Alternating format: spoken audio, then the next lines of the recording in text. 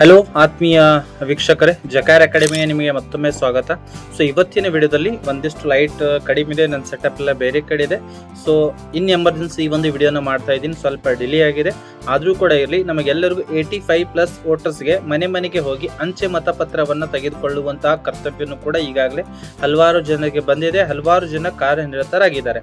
So ಆ ಒಂದು voting ಅನ್ನ, ಆ ಒಂದು ಚುನಾವಣೆಯನ್ನ ಯಾವ ತರ ನಾವು ನಿರ್ವಹಿಸಬೇಕು ಎನ್ನುವುದನ್ನ ಮೊಟ್ಟ ಮೊದಲನೇದಾಗಿ ನೋಡೋಣ. ಸೊ PB ವೋಟರ್ಸ್ ಅಂದ್ರೆ ಅಂಚೆ ಮತಪತ್ರಗಳನ್ನ ಯಾವ ತರ ನಾವು ಮನೆ ಮನೆಗೆ ಹೋಗಿ, ಊರುಗಳಿಗೆ ಹೋಗಿ ಯಾವೆಲ್ಲ ಜನರಿಗೆ ಅಂಚೆ ಮತಪತ್ರವನ್ನ ತೆಗೆದುಕೊಳ್ತೀವಿ ಅನ್ನೋದ್ರ ಬಗ್ಗೆ ನೋಡೋಣ. ಸೊ ಮೊಟ್ಟ ಮೊದಲನೇದಾಗಿ ನೋಡುವುದಾದ್ರೆ AVSC ಅಂತ ಕರಿತೀವಿ. AVSC ಅಂದ್ರೆ ಅಬ್ಸೆಂಟಿ ವೋಟರ್ ಸೀನಿಯರ್ ಸಿಟಿಜನ್. ಹೋದ ವರ್ಷ 80 ವರ್ಷಕ್ಕಿಂತ ಮುಂಚೆ ಇತ್ತು, ಆದರೆ ಈ ವರ್ಷ 85+, 85 ವರ್ಷಕ್ಕಿಂತ ಮೇಲ್ಪಟ್ಟು ಹಿರಿಯ ನಾಗರಿಕರಾಗಿ ಈ ಒಂದು ಸೇವೆಯನ್ನ ಚುನಾವಣಾ ಆಯೋಗ ಏನ್ ಮಾಡಿದೆ, ನೀಡಿದೆ. ಸೊ ಅಲ್ಲಿ ಮನೆ ಮನೆಗೆ ಹೋಗಿ ಅವರು ಕೂಡ ಪೋಸ್ಟಲ್ ಬ್ಯಾಲೆಟ್ ಅನ್ನ ಮಾಡಬಹುದು. ಮತ್ತೆ ಯಾರು ಮಾಡಬಹುದು ಅಂದ್ರೆ AVPD ಅಂದ್ರೆ ಅಬ್ಸೆಂಟಿ ವೋಟರ್ಸ್ ಫಿಸಿಕಲಿ ಡಿಸೇಬಲ್ಡ್ ವ್ಯಕ್ತಿ ಯಾರಿದ್ದಾರೆ, ಅಂದ್ರೆ ದುರ್ಬಲ ವ್ಯಕ್ತಿ, ಫಿಸಿಕಲಿ ಚಾಲೆಂಜ್ಡ್ ವ್ಯಕ್ತಿ ಯಾರಿದ್ದಾರೆ ಅಂತವರು ಕೂಡ ಪೋಸ್ಟಲ್ ಅಂಚೆ ಮತಪತ್ರವನ್ನ ಮಾಡಬಹುದು. ಅದೇ ತರ AVCO ಅಂತ ಕೊಟ್ಟಿದ್ರು, ಅಬ್ಸೆಂಟಿ ವೋಟರ್ಸ್ ಫಾರ್ ಕೋವಿಡ್ ಅಂತ ಕೊಟ್ಟಿದ್ರು. ಅಂದ್ರೆ ಕೋವಿಡ್ ಬಾಧಿತರಿಗೂ ಕೂಡ ಅಂಚೆ ಮತಪತ್ರವನ್ನು ನೀಡಿದ್ರು. ಜೊತೆಗೆ ಇನ್ನು ಬೇರೆ ಬೇರೆ ಎಸೆನ್ಸಿಯಲ್ ಕರ್ತವ್ಯದಲ್ಲಿ ಇರುವಂತಹ ವ್ಯಕ್ತಿಗಳಿಗೂ ಕೂಡ, ಅಂದ್ರೆ ಮಿಲಿಟರಿಯಲ್ಲಿ ಇರುವಂತರಿಗೆ ಚುನಾವಣಾ ಕರ್ತವ್ಯದ ಮೇರೆಗೆ ತನ್ನ ಲೋಕಸಭೆಯನ್ನು ಬಿಟ್ಟು ಬೇರೆ ಲೋಕಸಭೆಯ ಒಂದು ಕ್ಷೇತ್ರದಲ್ಲಿ ಚುನಾವಣಾ ಕರ್ತವ್ಯದ ನಿರತರಾಗಿದ್ದಾರೆ ಅಂತ ಎಲ್ಲರಿಗೆ ಪೋಸ್ಟಲ್ ಬ್ಯಾಲೆಟ್ ಮತಪತ್ರ ಇದೆ. ಸೊ 85+ ಯಾವ ತರ ನಾವು ಕಂಡಕ್ಟ್ ಮಾಡಬೇಕು, ಯಾವ ತರ ನಮ್ಮ ಟೀಮ್ ಇರಲಿದೆ ಅಂದ್ರೆ ಮುಖ್ಯವಾಗಿ PRO ಇರ್ತಾರೆ. ನಮಗೆ 2 ಪೋಲಿಂಗ್ ಆಫೀಸರ್ಗಳನ್ನು ಕೊಟ್ಟಿರ್ತಾರೆ, ಒಂದು PRO ಹಾಗೂ ಒಂದು APRO. ಜೊತೆಗೆ ನಮ್ಮ ಜೊತೆಗೆ ಮತ್ತೆ ಯಾರು ಇರ್ತಾರೆ ಅಂದ್ರೆ ಮೈಕ್ರೋ ಅಬ್ಸರ್ವರ್ ಇರ್ತಾರೆ. ಮತ್ತೆ ಯಾರಿರ್ತಾರೆ ಅಂದ್ರೆ ಮೈಕ್ರೋ ಅಬ್ಸರ್ವರ್ ಇರ್ತಾರೆ. ಜೊತೆಗೆ ಒಂದು ಪೊಲೀಸ್ ಸಿಬ್ಬಂದಿನೂ ಕೂಡ ನಮ್ಮ ಸೆಕ್ಯೂರಿಟಿಗಾಗಿರ್ತದೆ, ಒಂದು ವಿಡಿಯೋಗ್ರಾಫರ್ ಕೂಡ ನಮ್ಮ ಜೊತೆಗೆ ಇರ್ತಾರೆ. ಜೊತೆಗೆ ಒಂದು ತಲಾಠಿಯನ್ನ, ಅಂದ್ರೆ ಆ ಒಂದು ಕ್ಷೇತ್ರದ ಗ್ರಾಮ ಲೆಕ್ಕಾಧಿಕಾರಿಯನ್ನು ತಲಾಟೆ ಅಂತ ಕರಿತೀವಿ, ಅವರು ಕೂಡ ನಮ್ಮ ಜೊತೆಗೆ ಇರ್ತಾರೆ. ಅದೇ ತರ ಆ ಒಂದು ಕ್ಷೇತ್ರಕ್ಕೆ ಸಂಬಂಧಿಸಿದಂತ BLO ಅವರು ಆಗಿರ್ಬೋದು ಅಥವಾ ಅಂಗನವಾಡಿ ಕಾರ್ಯಕರ್ತೆಯರಾಗಿರ್ಬೋದು, ಆಯಾ ಊರುಗಳಿಗೆ ಸಂಬಂಧಿಸಿದಂತೆ ಅವರು ಚೇಂಜ್ ಆಗ್ತಾ ಇರ್ತಾರೆ. ಆ ಎಲ್ಲ ಮ್ಯಾನೇಜ್ಮೆಂಟ್ ಅನ್ನ ನಮ್ಮ ತಲಾಟಿ ಗ್ರಾಮ ಲೆಕ್ಕಾಧಿಕಾರಿಗಳು ಕೂಡ ಮಾಡ್ತಾ ಇರ್ತಾರೆ. ಸೊ ಈ ಒಂದು ಟೀಮ್ ಆಗಿ ನಾವು ಅಲ್ಲಿ ಒಂದು ಹೋಗ್ತೇವೆ. ಅಲ್ಲಿ ನಮ್ಮ ಜೊತೆಗೆ ಏನೇನು ಕೊಟ್ಟಿರ್ತಾರೆ, ಕಂಪಾರ್ಟ್ಮೆಂಟ್ ಅನ್ನು ಕೊಟ್ಟಿರ್ತಾರೆ, ಬ್ಯಾಲೆಟ್ ಪೇಪರ್ಸ್ ಗಳನ್ನು ಕೊಟ್ಟಿರ್ತಾರೆ, ತದನಂತರ ಪಾಕೆಟ್ಸ್ ಗಳನ್ನು ಕೊಟ್ಟಿರ್ತಾರೆ. ಮುಂದೆ ಹೇಳ್ತೀನಿ ಯಾವ ತರ ಅದನ್ನು ಪ್ಯಾಕಿಂಗ್ ಮಾಡ್ಬೇಕು ಅನ್ನೋದನ್ನು ಕೂಡ. ಸೊ ಅವ್ರ ಜೊತೆಗೆ ಹೋದ್ಮೇಲೆ ಇನ್ನೊಂದು ಏನು ಅಂದ್ರೆ ಅಲ್ಲಿ ಅಂಧ ಮತ್ತು ದುರ್ಬಲ ಅಥವಾ ಸಂಗಡಿಗರಿಂದ ಒಂದು ಮತದಾನವನ್ನ ಮಾಡೋರಿದ್ರೆ ಅಂತವ್ರಿಗೆ ಕೂಡ 14A ಫಾರ್ಮ್ ಅಲ್ಲಿ ಅವ್ರ ಸಂಗಡಿಗರ ಘೋಷಣೆಯನ್ನ ಮಾಡಿಕೊಂಡು ಚುನಾವಣಾ ಗೌಪ್ಯತೆಯನ್ನ ಕಾಪಾಡಿಕೊಳ್ಬೇಕು ಅಂತ ಅವರಲ್ಲಿ ಮನವಿಯನ್ನು ಮಾಡ್ಕೊಳ್ಬೇಕು. ಒಬ್ಬ ವಯಸ್ಕ ಮತದಾನ ಒಬ್ಬರಿಗೆ ಮಾತ್ರ ಸಹಾಯವನ್ನ ಮಾಡಬಹುದು. ಜೊತೆಗೆ 14A ಅಲ್ಲಿ ಅವನನ್ನು ಡಿಕ್ಲರೇಷನ್ ಮಾಡಬೇಕು. ತದನಂತರ ಅನುಬಂಧ 5ರಲ್ಲಿ ನಮಗೊಂದು ಅನುಬಂಧ 5 ಅನ್ನು ಕೊಟ್ಟಿರ್ತಾರೆ.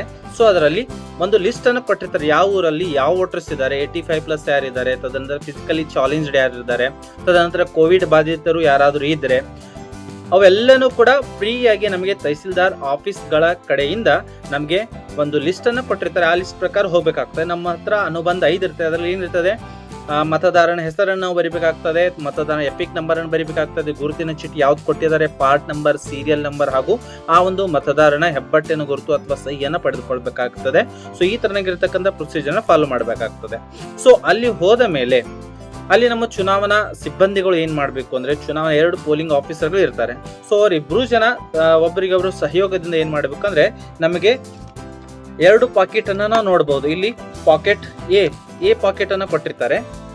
ತದನಂತರ ಒಂದು ಕವರ್ B ಅನ್ನು ಕೊಟ್ಟಿರ್ತಾರೆ. 2 ಕವರ್ ಗಳನ್ನ ಕೊಟ್ಟಿರ್ತಾರೆ, ಒಂದು ಕವರ್ A ಹಾಗೂ ಇನ್ನೊಂದು ಕವರ್ B ಅನ್ನು ಕೊಟ್ಟಿರ್ತಾರೆ. ಜೊತೆಗೆ ಮತ್ತೆ ಏನ್ ಕೊಟ್ಟಿರ್ತಾರೆ ಅಂದ್ರೆ ಬ್ಯಾಲೆಟ್ ಪೇಪರ್ ಅನ್ನು ಕೊಟ್ಟಿರ್ತಾರೆ. ಇದರಲ್ಲಿ ಯಾವ ಅಭ್ಯರ್ಥಿಗೆ ನಾವು ಮತವನ್ನ ಹಾಕ್ಬೇಕು ಎನ್ನುವಂಥದ್ದನ್ನು ಕೂಡ ಇದರಲ್ಲಿ ಕೊಟ್ಟಿರ್ತಾರೆ. ಸೊ ಇಂಥದ್ದು ಒಂದು ಬ್ಯಾಲೆಟ್ ಪೇಪರ್ ಅನ್ನು ಕೂಡ ನಮಗೆ ಕೊಟ್ಟಿರ್ತಾರೆ. ಜೊತೆಗೆ ಮತ್ತೆ ಏನಿರ್ತದೆ ಅದರ ಜೊತೆಗೆ ಅಂದ್ರೆ ಫಾರ್ಮ್ ನಂಬರ್ 13A ಇರುತ್ತೆ, ಫಾರ್ಮ್ ನಂಬರ್ 13A ಇರುತ್ತೆ. ಸೊ ಇದರಲ್ಲಿ ಮತದಾರ ತನ್ನ ಘೋಷಣೆಯನ್ನು ಮಾಡಬೇಕಾಗ್ತದೆ. ಇಲ್ಲಿ ತದನಂತರ ಇಲ್ಲಿ ಬ್ಯಾಲೆಟ್ ಪೇಪರ್, ಒಂದು ಸೀರಿಯಲ್ ನಂಬರ್ ಬರಿಬೇಕು. ತದನಂತರ ಇಲ್ಲಿ ಪ್ರಿಸೈಡಿಂಗ್ ಆಫೀಸರ್ ಅವರು ತನ್ನ ಸಹಿಯನ್ನ ಮಾಡಬೇಕಾಗಿರುವಂತದ್ದು. ಸೊ ಇದನ್ನ ಯಾವ ತರ ಮಾಡ್ಬೇಕು ಅನ್ನೋದನ್ನ ಬನ್ನಿ ಪ್ರೊಸೀಜರ್ ಅಲ್ಲಿ ನಾವು ತಿಳಿದುಕೊಳ್ಳೋಣ. ಸೊ ವೀಕ್ಷಕರೇ, ತಾವಿಲ್ಲಿ ನೋಡಬಹುದು 2 ಪಾಕೆಟ್ ಗಳನ್ನ ಕೊಟ್ಟಿದ್ದಾರೆ. ಕವರ್ B 13C ಗಾಗಿ ಇದೆ ಕವರ್ B. ಅದೇ ತರ ಕವರ್ A ಅಂತ ಇದೆ, ಫಾರ್ಮ್ ನಂಬರ್ 13B ಗೆ ಇದೆ. ಇದು 13A ಘೋಷಣಾ ಪತ್ರ. ಸೊ ಈ ಒಂದು ಫಾರ್ಮ್ ಇದೆ. ತದನಂತರ ಇದು ಒಂದು ನಮ್ಮ ಬ್ಯಾಲೆಟ್ ಪೇಪರ್ ಇದೆ. ಇಲ್ಲಿ ಕಾಣ್ತಾ ಇರಬಹುದು ನಿಮಗೆ ಚಿತ್ರದಲ್ಲಿ ಈ ತರ ಬ್ಯಾಲೆಟ್ ಪೇಪರ್ ಅನ್ನು ಕೊಟ್ಟಿರ್ತಾರೆ. ಸೊ ಇಲ್ಲಿ ಏನ್ ಮಾಡಬೇಕು ಅಂದ್ರೆ ಫಸ್ಟ್ ಆಫ್ ಆಲ್ ಡಿಕ್ಲೇರೇಷನ್ ಮಾಡ್ಕೋಬೇಕು, ಘೋಷಣಾ ಪತ್ರ, ಮತದಾರನಿಂದ ಘೋಷಣಾ ಪತ್ರ ಮಾಡ್ಕೋಬೇಕು. ಸೊ ಇಲ್ಲಿ ಇಲೆಕ್ಷನ್ ಟು ದಿ, ಇದು ಹೋದ ವರ್ಷದ ಮಾದರಿ ಇದೆ. ನೀವು ಯಾವ ಒಂದು ವಿಧಾನಸಭಾ ಕ್ಷೇತ್ರಕ್ಕೆ ಇದ್ದೀರೋ ಆ ಒಂದು ವಿಧಾನಸಭಾ ಕ್ಷೇತ್ರದ ಹೆಸರನ್ನು ಬರೀ. ಫಾರ್ ಎಕ್ಸಾಂಪಲ್ ಇಲ್ಲಿ 02 ಚಿಕ್ಕೋಡಿ ಸದಲಗ ಅಂತ ಬರ್ತಿದ್ದಿದೆ. ಸೊ ಇಲ್ಲೆಲ್ಲ ಆದ್ಮೇಲೆ ಇಲ್ಲಿ serial number, postal ballot serial number ಅನ್ನ ಬರಿಬೇಕಾಗಿರುವಂತದ್ದು. ಪೋಸ್ಟಲ್ ಬ್ಯಾಲೆಟ್ ಸೀರಿಯಲ್ ನಂಬರ್ ಅನ್ನ ಬರೀರಿ. ಫಾರ್ ಎಕ್ಸಾಂಪಲ್ ಇಲ್ಲಿ ನಾನು ತೋರಿಸ್ತಾ ಇರ್ತೇನೆ,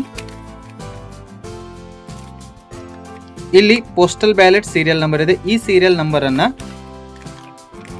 ಇಲ್ಲಿ ಬರಿಬೇಕಾಗಿರುವಂಥದ್ದು. ತದನಂತರ ಇಲ್ಲಿ ದಿನಾಂಕವನ್ನ ಹಾಕಬೇಕು. ತದನಂತರ ಇಲ್ಲಿ ಮತದಾರನ ಸಹಿಯನ್ನ ಮಾಡಬೇಕು. ಅದೇ ತರ PRO ಆದವರು ಏನ್ ಮಾಡಬೇಕು ಅಂದ್ರೆ ಇದನ್ನೆಲ್ಲವನ್ನ ಫಿಲ್ಅಪ್ ಮಾಡಬೇಕು. ನಮ್ಮ ಸಮ್ಮುಖದಲ್ಲಿ ನೀವು ಸಹಿ ಮಾಡಿದರೆ ಕರೆಕ್ಟ್ ಆಗಿ ನಾವು ಐಡೆಂಟಿಫಿಕೇಶನ್ ಮಾಡಿದೀವಿ ಅಂತ ಹೇಳಬೇಕು. ತದನಂತರ ಇಲ್ಲಿ ಅವರ ಅಡ್ರೆಸ್ ಅನ್ನ ಬರಿಬೇಕು. ತದನಂತರ ಇಲ್ಲಿ PRO ಆದವರು ಇಲ್ಲಿ ಸಹಿಯನ್ನ ಮಾಡಬೇಕು. ತದನಂತರ ಇಲ್ಲಿ PRO ಅಂತ ಹಾಕಿ ಇಲ್ಲಿ ಅಡ್ರೆಸ್ ಹಾಗೂ ಡೇಟ್ ಅನ್ನ ಹಾಕಬೇಕು. ಅಟೆಸ್ಟಿಂಗ್ ಆಫೀಸರ್ ಅಂದ್ರೆ ಇಲ್ಲಿ PRO ಅವರು ಮಾಡಬೇಕಾಗತ್ತೆ. ಸೊ ಇಲ್ಲಿ ನಮಗೆ ಯಾರಾದ್ರು ಸಹಿ ಮಾಡಲು ನಿರಾಕರಿಸಿದ್ರೆ ಅದನ್ನ ಇರ್ತದೆ. ಅದೇ ತರ ಇಲ್ಲಿ ಸರ್ಟಿಫಿಕೇಶನ್ ಕೂಡ ನಾವು ಕೊಡಬೇಕಾಗ್ತದೆ. ಈ ಮತದಾರನು ಸರಿಯಾಗಿರುವಂತ ಮತವನ್ನ ಚಲಾಯಿಸಿದ್ದಾನೆ, ಸರಿಯಾಗಿರುವಂತ ಒಂದು ಗುರುತನ್ನು ನಾನು ಹಿಡಿದಿದ್ದೀನಿ ಅಂತ ಹೇಳಿ ಇಲ್ಲಿ ಒಂದು PRO ಆದವರು ಸಹಿಯನ್ನ ಮಾಡಬೇಕು.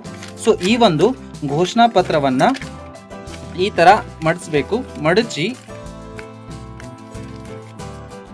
ದೊಡ್ಡ ಲಕೋಟೆಯಲ್ಲಿ ಇಲ್ಲಿ ಕಾಣ್ತಾ ಇರ್ಬೋದು, ದೊಡ್ಡ ಲಕೋಟೆ ಕವರ್ B ಅಲ್ಲಿ ಅಂದ್ರೆ 13C ಅಲ್ಲಿ ಇದನ್ನ ಹಾಕಿಡಿ. 13C ಅಲ್ಲಿ ಈ ಒಂದು ಕವರ್ ಅನ್ನ ಹಾಕಿಡಿ. ಸೊ ಇದನ್ನು ಈಗಲೇ ಪೇಸ್ಟ್ ಮಾಡಬಾರ್ದು, ಇದನ್ನು ಹೀಗೆ ಇಡಬೇಕು. ತದನಂತರ ನಮಗೆ ಕಟ್ಟಿರುವಂತಹ ಬ್ಯಾಲೆಟ್ ಪೇಪರ್ ಅಲ್ಲಿ ಇದನ್ನು ನಾನು ಓಪನ್ ಮಾಡಲಿಕ್ಕೆ ಸಾಧ್ಯ ಇಲ್ಲ, ಏಕೆಂದ್ರೆ ಇದು ಹೋದ ವರ್ಷದ ಒಂದು ಮಾಡೆಲ್ ಇದೆ. ಸೊ ಇದರಲ್ಲಿ ಹಲವಾರು ಕ್ಯಾಂಡಿಡೇಟ್ಗಳಿದ್ದಾವೆ. ಸೊ ಇದರಲ್ಲಿ ನೀವು ಏನು ಮಾಡಬೇಕು ಅಂದ್ರೆ ರೈಟ್ ಮಾರ್ಕ್ ಅನ್ನ ಮಾಡಿ ಈ ತರ ಅದನ್ನ ಮಡಿಸ್ಬೇಕಾಗತ್ತೆ. ಈ ತರ ಅದನ್ನು ಮಡಚಿ ಹೀಗೆ ಮಾಡಿ, ತದನಂತರ ಈ ತರ ಮಡಚಿ ಇದನ್ನ ಕವರ್ ಎ ಅಲ್ಲಿ, ಕವರ್ ಎ ಅಂತ ಕೊಟ್ಟಿದ್ದಾರೆ, ಕವರ್ ಎ ಕಾಣ್ತಾ ಇರಬಹುದು. ಕವರ್ ಎ ಮೇಲೆ ಇಲ್ಲಿ ಮುಖ್ಯವಾಗಿರುವಂತದ್ದು ಇನ್ನೊಂದು ಏನಂದ್ರೆ serial number of the ballot paper. ಈ ಬ್ಯಾಲೆಟ್ ಪೇಪರ್ ನ ಒಂದು ಸೀರಿಯಲ್ ನಂಬರ್ ಅನ್ನ ತಾವುಗಳು ಇಲ್ಲಿ ಬರಿಬೇಕಾಗಿರುವಂತದ್ದು, ಕಂಪಲ್ಸರಿ ಆಗಿ ಬರೀಲೇಬೇಕಾಗಿರುವಂತದ್ದು. ತದನಂತರ ಯಾವ ಕಾನ್ಸ್ಟಿಟ್ಯೂನ್ಸಿಗೆ ಸೇರಿದ್ದಿದೆ ಅದನ್ನ ಬರಿಬೇಕು. ಸೊ ಈ ಒಂದು ಕವರ್ ಅನ್ನ, ಈ ಒಂದು ಬ್ಯಾಲೆಟ್ ಪೇಪರ್ ಅನ್ನ ಕವರ್ ಎ ಅಲ್ಲಿ ಬ್ಯಾಲೆಟ್ ಪೇಪರ್ ಅನ್ನ ಹಾಕಿ ಇದಕ್ಕೆ ಗಮ್ ಹಚ್ಚಿ ಸೀಲ್ ಮಾಡಬೇಕು. ತದನಂತರ ಏನ್ ಮಾಡಬೇಕು ಅಂದ್ರೆ ಈಗಾಗಲೇ ನಾವು ಕವರ್ ಬಿ ಅಲ್ಲಿ ಏನ್ ಮಾಡಿದೀವಿ, 13A ಫಾರ್ಮ್ ಅನ್ನ ಫಿಲ್ಅಪ್ ಅನ್ನ ಮಾಡಿದೀವಿ. ಅದರ ಜೊತೆಗೇನೆ ಇದು ಕವರ್ ಎ ಅನ್ನ ಸೇರಿಸಬೇಕು.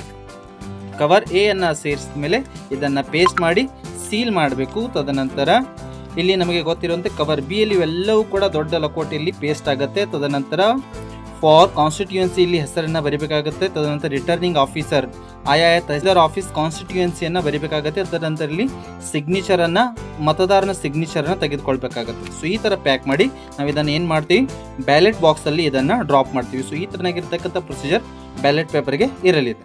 ಸೊ ಈ ತರ ಒಂದು ಪ್ರೊಸೀಜರ್ ಎಲ್ಲ ಆದ್ಮೇಲೆ ಆ ಒಂದು ಬಾಕ್ಸ್ ಅಲ್ಲಿ ನಾವು ಏನ್ ಮಾಡ್ಬೇಕಾಗ್ತದೆ, ಬ್ಯಾಲೆಟ್ ಪೇಪರ್ ಅನ್ನ ಹಾಕ್ಬೇಕಾಗ್ತದೆ. ತದನಂತರ ಆ ಒಂದು ಆಗಿರುವಂತ ಗಂಡು ಅಥವಾ ಹೆಣ್ಣು ಅದನ್ನು ಕೂಡ ನಾವು ಸ್ಪೆಷಲ್ ಆಗಿ ಮೆನ್ಷನ್ ಮಾಡ್ಕೊಂತ ಬೇಕಾಗಿರ್ತದೆ. ಆಸ್ ಯೂಶುವಲ್ ನಾವು ಚುನಾವಣೆಯಲ್ಲಿ ಯಾವ ತರ ಮಾಡ್ತೀವಿ, ಗಂಡು ಎಷ್ಟು ಹೆಣ್ಣು ಎಷ್ಟು, ಅದರಲ್ಲಿ 80+ ಏಜ್ ದವ್ರು ಎಷ್ಟಿದ್ರು, ತದನಂತರ ಫಿಸಿಕಲಿ ಡಿಸೇಬಲ್ಡ್ ಎಷ್ಟು ಜನ ಇದ್ರು, ಕೋವಿಡ್ ಬಾಧಿತರು ಯಾರಾದರೂ ಇದ್ರೆ ಅವ್ರ ಎಷ್ಟು ಜನ, ಹೀಗೆ ಬೇರೆ ಬೇರೆ ಸಪ್ರೇಟ್ ಆಗಿ ಅವ್ರನ್ನ ಡಾಕ್ಯುಮೆಂಟೇಶನ್ ಮಾಡಬೇಕಾಗತ್ತೆ. ಸೊ ಈ ತರನಾಗಿರ್ತಕ್ಕಂಥ ಒಂದು 85+ ಚುನಾವಣಾ ಕರ್ತವ್ಯ ಇರುತ್ತೆ. ಸೊ ಈ ಒಂದು ವಿಡಿಯೋ ಸ್ವಲ್ಪ ಕ್ವಾಲಿಟಿ ಸ್ವಲ್ಪ ಪುವರ್ ಆಗಿರಬಹುದು, ಲೈಟಿಂಗ್ನು ಸ್ವಲ್ಪ ಇದು ಇದೆ, ಆದರೂ ಕೂಡ ಚುನಾವಣಾ ಕರ್ತವ್ಯದ ನಿಮಿತ್ತ ನಾನು ನನ್ನ ಮನೆಯಲ್ಲಿ ಕೂತ್ಕೊಂಡು ನನ್ನ ಸೆಟಪ್ ಅನ್ನ ಬಿಟ್ಟು ನಾನು ಊರಿಗೆ ಬಂದಾಗ ಈ ಒಂದು ವಿಡಿಯೋನ ಮಾಡಿದ್ದೀನಿ. ಸೊ ಈ ಒಂದು ವಿಡಿಯೋ ನಿಮಗೆ ಇಷ್ಟವಾಗಿದ್ರೆ ಈ ಒಂದು ವಿಡಿಯೋವನ್ನ ಲೈಕ್ ಮಾಡಿ, ಸಬ್ಸ್ಕ್ರೈಬ್ ಮಾಡಿ ಹಾಗೂ ಶೇರ್ ಮಾಡಿ. ಮತ್ತೆ ಏನಾದರೂ ಡೌಟ್ಸ್ಗಳಿದ್ರೂ ಕೂಡ ಕಮೆಂಟ್ಸ್ ಬಾಕ್ಸ್ ಅಲ್ಲಿ ನೀವು ಕಮೆಂಟ್ ಅನ್ನ ಮಾಡಬಹುದು. ಮತ್ತೆ ನಾವು ಭೇಟಿ ಹೋಗೋಣ ಮುಂದಿನ ವಿಡಿಯೋದಲ್ಲಿ. ಜೈ ಹಿಂದ್.